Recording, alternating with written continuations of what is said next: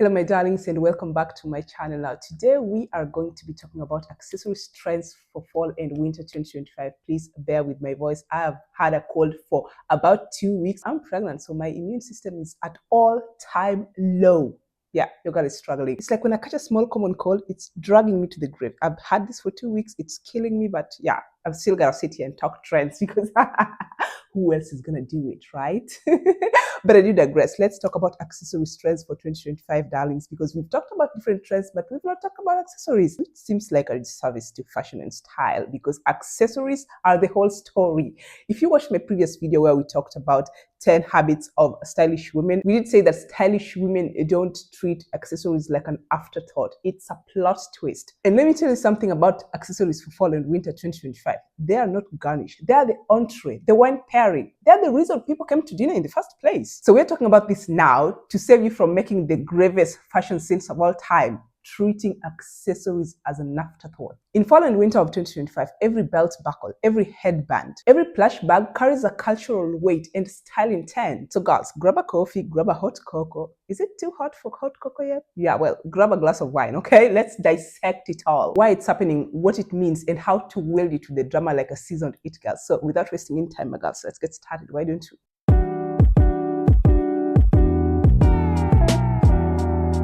The first accessory trend is the power belt because waistlines are the new battleground. Oh, I swear to God, this is one trend I'm going to be missing a lot in this fall and winter because being pregnant, obviously, I cannot cinch this waist. I got to wait until spring of 2026.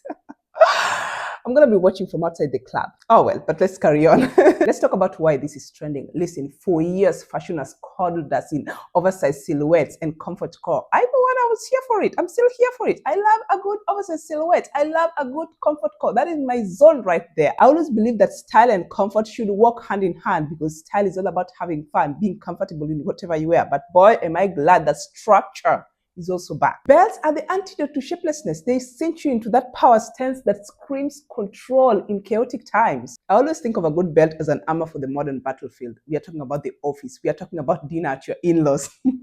And we're talking about the endless scrolls on Instagram or TikTok. Designers have decided to drag us back to silhouette discipline with those corset belts, double wraps, and long training ends that really dramatize movement. I love a good dramatic belt. So even though I'm not going to be participating in this trend this year, I'm still going to be buying belts. If I see a good belt out there, girl, add to cart and check out. The one belt trend that I'm never participating in though, because I don't like it, I feel like it should never be back, are those disc belts that we used to wear around our waist, like, low waist. The Shakira kind of belt that looks like you're about to belly dance. No, I do not like those. And please don't make them a thing next year. I'm begging you. For the love of God, let's just let it go. The second accessory trend we are seeing are brooches. Hello, grandma's jewelry box.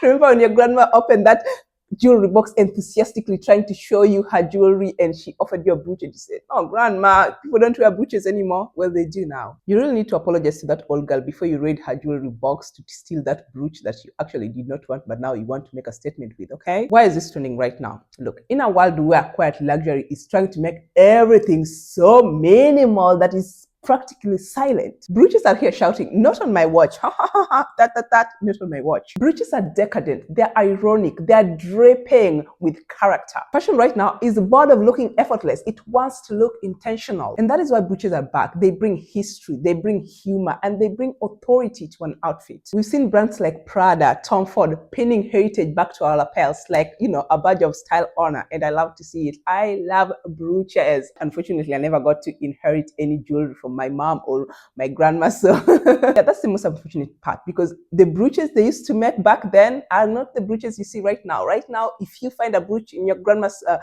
jewelry box, that would cost a lot right now. It's a trend I love so much. I hope it stays, and even if it doesn't stay, I feel like it's something that will always ooze elegance. It will always ooze so much style. It will always ooze so much authority. I mean, I will wear a simple sweatshirt and then I'll decide to slap a brooch on it. I think I did in like 2 videos ago. If you, if you watch the last 3 videos I posted, one of them I just slapped a brooch on a sweatshirt because I can. The third accessory trend we are seeing are bags with personality, because people have decided that 2025 therapy is expensive. So what are we doing instead? We are buying bags. Who am I to judge? I have a good bag. Why are these bags trending in fall and winter of 2025? You know, those plush shearling bags, those tiny handbags shaped like apples, they're not just whimsy, they are psychology. After years and years of anxiety dressing, people are craving emotional support accessories.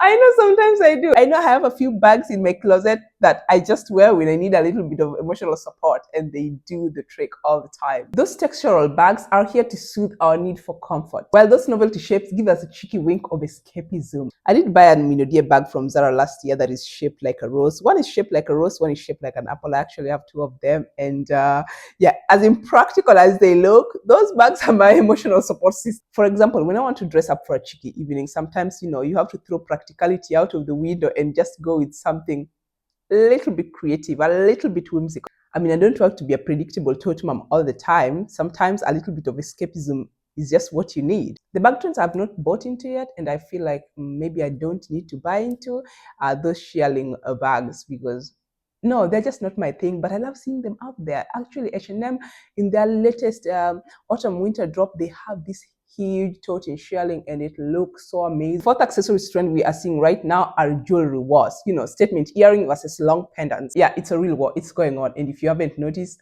yeah, you need to be more keen. And why is this trending? This is trending because no one can agree on how to frame their face right now. There's one camp saying, go big or go home with those chandelier earrings. Well, attention magnets in a very doom scroll world we are living in right now. And then there's the other camp that says, elongate me, drape me, layer me, with those delicate pendants that whisper sensuality instead of screaming. But here's the beauty of it. Both do answer the call to focus. In a fashion world of chaos, people crave a centerpiece. And whether you're dangling pearls on your clavicle or just wearing those earrings that could double as a chandelier, you are directing the gaze where you want it. I know for a fact that every time I go for statement earrings, because I'm not much of a necklace person or a pendant person, so I always opt for earrings. Every time I wear good earrings, statement earrings, I want them to be the focal point, and they never disappoint. When it comes to jewelry, it's always much easier because it's easy to tell what works for you and what doesn't. Personally, I'm not a necklace person. I do have chokers. I do have a few necklaces here and there, but I rarely wear them. But earrings, I love earrings. I love making statements in earrings. I'll go for those big chandelier earrings. I will go for hoops. I will go for studs. I will go for pear-shaped earrings. And for bangles, I'm not much of a bangle person, honestly. Every time you see me, you'll see me with a gold watch or a silver watch, and that's it. So when it comes to accessories, just go for what works for your personal style. The next accessory trend we are seeing are gloves, because honey, naked hands are out of fashion. Why are my hands even naked right now?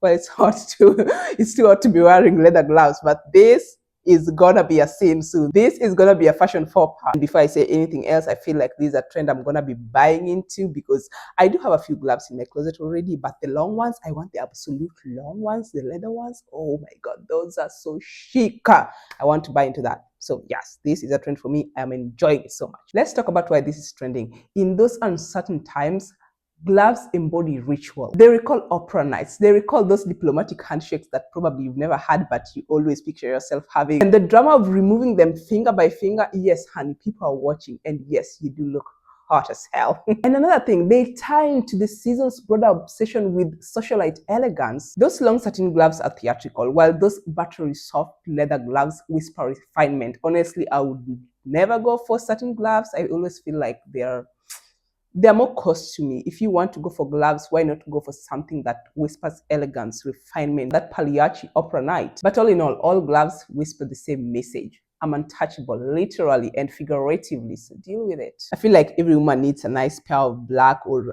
brown gloves in their closet just to make a statement once in a while. Slip into an alter ego every time you slip on those gloves. Who doesn't like that? I know I like slipping into different characters. I spoke about it in the previous video where I was saying that if I have to dress up for the day, before I pick the outfit, I pick the alter ego. So, you know, I work around that. The next accessory trend we are seeing are hats, because one thing is for sure, subtlety is dead. Hats are having their revenge right now, and I'm loving it. After years and years and years of baseball cap era, don't even get me started. It's a trend I've not participated in, although it's cool. It's like cool girl coding and all that, you know, wearing a baseball cap written NY or LA or I don't know, Celine. Yeah, it works for different aesthetics.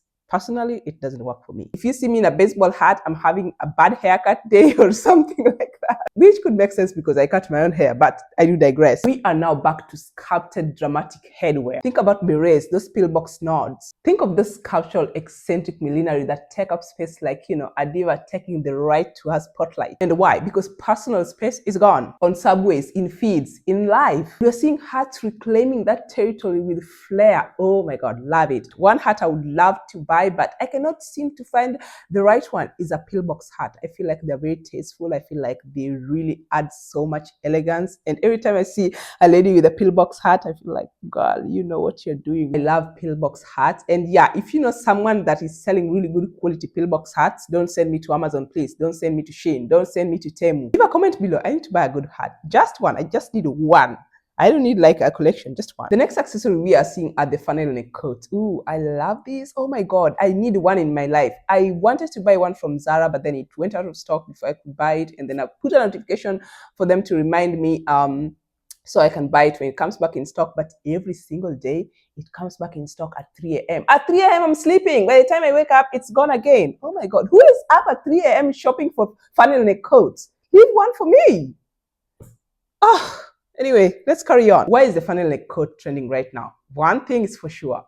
Outerwear is not just outerwear anymore. It's a stage. Funnel necks just frame the face like couture structures, and that is where they get me. I have to buy a funnel neck coat. Please, God, I have to. I love the fact that these funnel neck coats negate the need for jewelry, but then they give brooches and pendants the perfect perch. In a season where we are obsessed with silhouette and structure, they just scream, I dress to be seen in the cold, not be hidden in it. And that is just what I'm looking for this season. The 8th accessory trend we are seeing are hosiery that refuses to behave. Now, okay, this one, I do not know. I'm seeing crystal flecked, embroidered, logo stamped hosiery.